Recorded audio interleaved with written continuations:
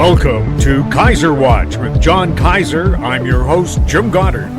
John, what's coming up on the show today? Jim, in the past week, we've seen melt-ups in the gold and in the critical metals sector, not so much for the resource juniors that I cover, though a few have benefited. So we're going to do 3 audio episodes this weekend, and the first one is going to be a recounting of the melt-up experiences that I have had since I started following this resource junior sector in 1978. So when did you last experience a melt-up in the junior resource sector? Well, we're going to start with when I first experienced a melt-up, but I want to first distinguish between a stock going to the moon because of an extraordinary discovery and a melt-up. The first can happen anytime and is usually limited to the company with the fundamental success. A melt-up is a collective phenomenon that erupts when a major bull cycle seems to have no upside room left, and suddenly a fear of missing out causes new capital to swarm into the sector from the sidelines that takes the sector into new price territory that defies rational valuation limits. It causes the fear of a meltdown to vanish, and investors sitting on big wins forget to sell into what is usually the final pulse of a bubble. Melt-ups are exhilarating, and for that reason also terrifying.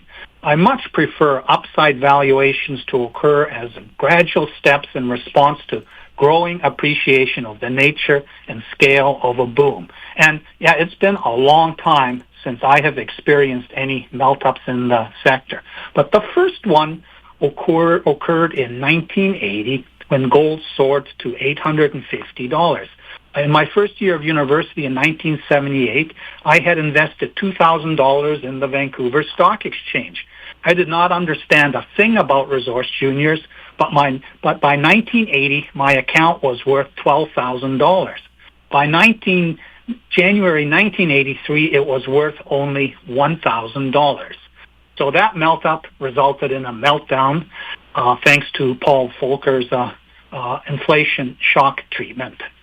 Now, in January 1983, I got a call from my broker, Bill Ayukawa, who hired me to do filing work because after 2 dreadful bear market years, the Vancouver Stock Exchange was experiencing a melt-up thanks to Murray Pesham's International Corona, which had made the Hemlo discovery, a 20 million-ounce medium-grade gold deposit in a part of Ontario that wasn't supposed to have world-class gold potential. Now, the phone was ringing off the hook, and his assistant Eva no longer had time to do the sorting and filing work Bill needed done to allow him to stay on top of the juniors.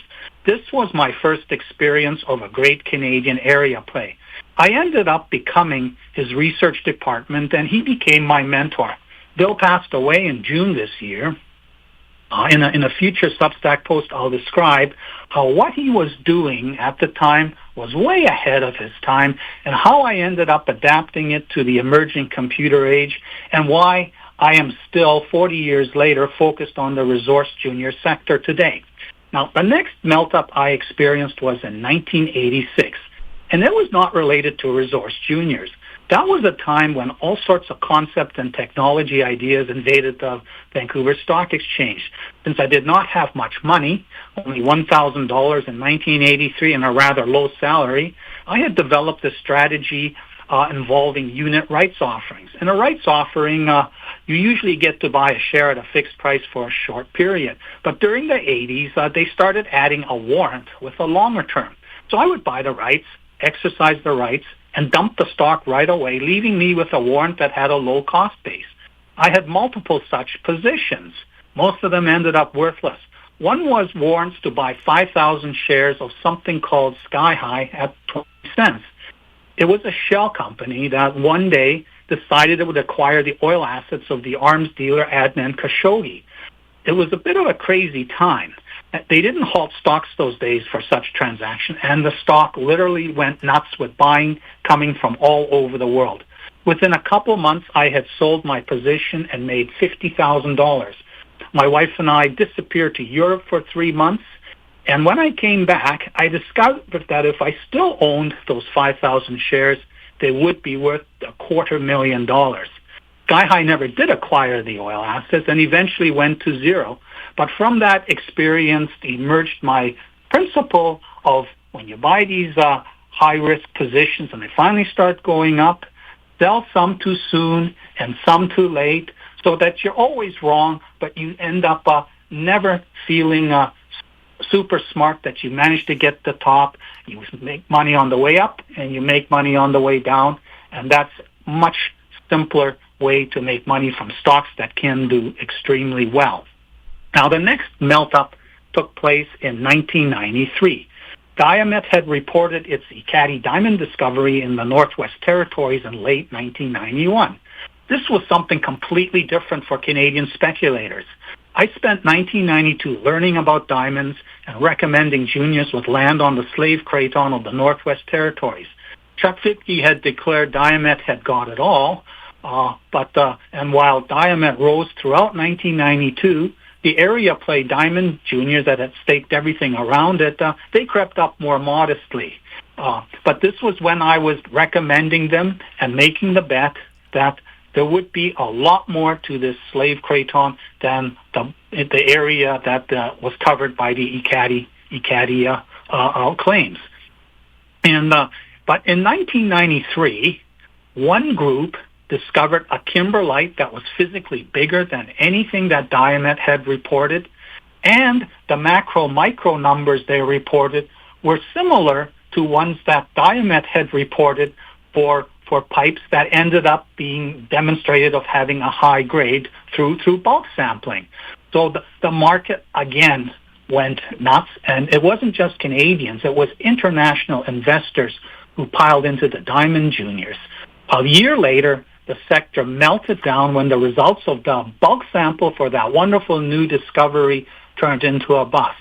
Now, there were other better discoveries made and real diamond mines that emerged outside of the Ekati, and we had a 20-year boom in the diamond sector, but the melt-up period was in 1993 when every diamond junior that had land in that area figured it could also make a similar world-class discovery. Now, the next melt-up experience took place in 1996 when the Voisey's Bay nickel-copper discovery and the fictitious Busang gold discovery in Indonesia were crowned as multi-billion-dollar successes. Labrador had been explored for this kind of magmatic nickel deposit in past decades, and nothing had been found. Discovery was an accidental byproduct of looking for diamonds in Labrador. The Busang property had previously been explored by Australians with modest results. It took the superior smarts of Canadian geologists who discovered the Australians had overlooked an 80 million ounce gold deposit, which of course turned out to be fictitious. I did not own either Diamond Fields nor Bre-X, but I made a lot of money when strategic positions melted up as the market concluded in 1996 that if those two can get lucky, so can everybody else. The next melt-up was in early 2000 when the Dotcom bubble, which began in 1995, climaxed. We were in an awful post-Bre-X resource sector bear market, but one of my positions latched onto a knowledge management story. My position was worth $1 million on paper when the CDNX, as the VSE had renamed itself, halted the stock for a change of business documentation. By the time it was allowed to resume trading, the dot-com bubble had collapsed and my meteor crashed to earth worthless. The next melt-up took place during the first uranium bubble in 2004 to 2007, when uranium hit $120 a pound after decades in the dumpster thanks to the decommissioning of the nuclear warheads and the fallout from Chernobyl, which slowed down the development of new power plants. Now, the story back in 2004-2005 was that this destockpiling was over and that China's plan to build nuclear power plants would create new uranium demand exceeding existing supply capacity. So a higher uranium price was needed. New discoveries were needed to feed these future nuclear energy power plants of China. One of my bottom fish positions was called Pioneer Metals, which had spun out its Athabasca Basin uranium prospects as a separate company called UEX. It had acquired a bunch of low-grade prospects from Cameco while the uranium was still $10 a pound or so. And it was going absolutely nowhere, trading below a dime. I nearly dumped it in disgust, but luckily for me, got distracted by a family emergency. And when I turned back my attention to UEX, Eric Sprott had almost single-handedly created the uranium boom. That modest investment turned into a $250,000 windfall. The scale of the Canadian junior resource sector had expanded by an order of magnitude during the 2000s and shifted from discovery exploration to feasibility demonstration thanks to higher real metal prices created by the China supercycle. Map staking had made it difficult for old-fashioned area plays to evolve around a new discovery. But in October 2007, when the mortgage securitization problem was already showing cracks in the general equity market, the Ring of Fire in northern Ontario yielded a high-grade magmatic nickel discovery that the market concluded was the next world-class Voisey's Bay discovery. It also coincided with nickel spiking to $25 a pound after warehouse stocks had been drawn down to near zero. That was before the Chinese invented nickel, the pig iron process for making stainless steel. Industry titans such as Rob McEwen and Pierre Lassonde poured millions into Noront, and the juniors with existing land positions initially staked for the potential of polymetallic VMS deposits. And this became the last great Canadian area play, and it was a melt-up that took place in 1 month. Noront went way up, and all these juniors that were nearby also rose along with it. But within a year, it was dead because the Eagle discovery turned out to be just an eaglet, a rich but small deposit, nothing comparable to Voisey's Bay. Now, the last melt-up I experienced took place in 2010 to 11 after China put its first squeeze on rare earth supply after a spat with Japan over a disputed island. By 2009, I was already talking about future security of supply problems as I watched China's economy during the supercycle keep growing with a trajectory that would eventually rival the United States. I understood how the combination of globalization, just-in-time procurement strategies, and not-in-my-backyard cost dumping would cause future problems for global West nations if China failed to become just like us. So I was buying and recommending rare earth juniors in 2009. When China banned exports to Japan in mid-2010 and lowered export quotas, rare earth prices literally went to the moon. Because the Chinese applied the quota to rare earths in general, all the Chinese producers filled their quotas with the more export quotas with the more expensive rare earths that are used for magnets. The ones such as lanthanum and cerium, which were cheap and have a lot of volume, even they soared because suddenly they were not being exported to the rest of the world, which needed them. Now, when you crunch the numbers for deposits owned by juniors such as Rare Element and Quest Rare Metals, the indicated stock prices were sky high, far higher than the rather high prices they did manage to achieve. The hysteria about the future rare earth supply caused a melt-up in 2011, led by Molycorp and its Mountain Pass deposit. Rare Earth Mania 1.0 did end in tears when China ended its export quotas and ramped up supply from its own deposits to feed the rising demand from the growing EV sector. When Xi Jinping came to power in 2012, he decided that China would not become just like us, and today the rivalry between China and the United States is a critical problem for the future of democracies. Now, the resource juniors have been stuck in a bear market since 2012, during which the cannabis and crypto bubbles created melt-up conditions, but I did not participate for two reasons. Cannabis is an agricultural product in whose supply there will never be barriers to entry, so a winner-take-all dynamic was misplaced. While the blockchain technology is an important innovation, cryptocurrencies such as Bitcoin are just greater fool gambling instruments and tools for criminals to launder money. Today, the resource juniors are on the periphery of two distinct melt-up situations in the gold and critical metal spaces.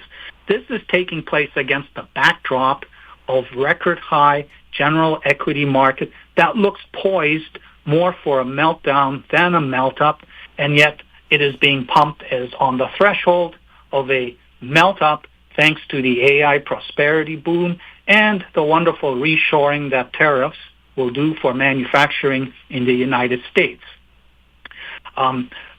Trading volumes in the and value in the TSX Venture for the resource listings, it has reached record proportions, but it is still pretty much focused to a narrow group of companies. I can see this in my bottom fish collection, where a minority are the ones that have given it its 160% plus gain. And even in the favorites, it is a handful of the juniors that are responsible for the 203% gain for the 27 companies in that collection.